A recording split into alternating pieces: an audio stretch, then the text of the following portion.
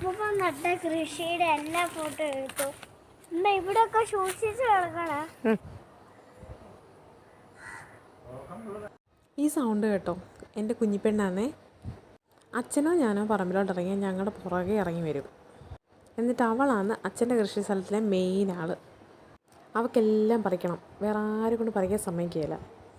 അത് പോകുമെന്ന് പറഞ്ഞാൽ പോലും പുറകിൽ നിന്ന് മാറുകയില്ല, അതും പറിച്ചുകൊണ്ട് ഇങ്ങനെ നടക്കും. ഇനി നമുക്ക് കുറച്ച് വെജിറ്റബിൾ ഹാർവെസ്റ്റിംഗ് കാണാമേ. ഇതിന് ഞങ്ങളുടെ കോട്ടയത്ത് വള്ളിപ്പയറെന്ന് പറയുന്നത്. നിങ്ങളുടെയൊക്കെ നാട്ടിൽ എന്നാ പറയുന്നത്? നമുക്കിവിടെ കുറച്ച് വള്ളിപ്പയറും വെണ്ടയ്ക്കായും ഇച്ചിരി ചീരയും പച്ചമുളകും കാന്താരിയും കപ്പയും അങ്ങനെ കുറച്ച് സാധനങ്ങൾ നിൽപ്പുണ്ടേ. അതിൽ കുറച്ച് സാധനം പറിക്കാനായിട്ട് ഇന്ന് ഇറങ്ങിയേക്കുമായിരുന്നേ.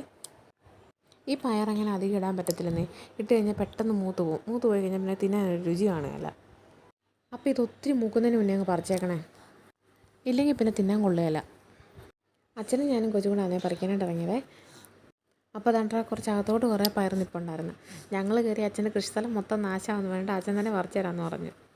അച്ഛനാണെങ്കിൽ കൊച്ചുങ്ങളെ നോക്കുന്ന പോലെ കൊണ്ട് നടക്കുന്നതാണ് ഈ കൃഷിസ്ഥലേ. കാരണം പിന്നെ അച്ഛൻ തന്നെ അങ്ങ് പറിച്ച് തന്നു. ഞാൻ പറഞ്ഞില്ലേ ഇവളാന്ന് മെയിൻ എന്ന്. പറിച്ച് മൊത്തം ഇവിടെ തന്നെ കൊണ്ട് കൊടുക്കണം, ഇല്ലെങ്കിൽ ഭയങ്കര പ്രശ്നമായിരിക്കും. അതുകൊണ്ട് മൊത്തം പറിക്കുന്ന ഇവിടെ തന്നെ ഞങ്ങൾ കൊടുക്കുന്നത്. അതും കൊണ്ട് വീട്ടിൽ കയറി എന്തോ പാട്ടും പാടി അവിടെ ഇരിക്കുമായിരുന്നു.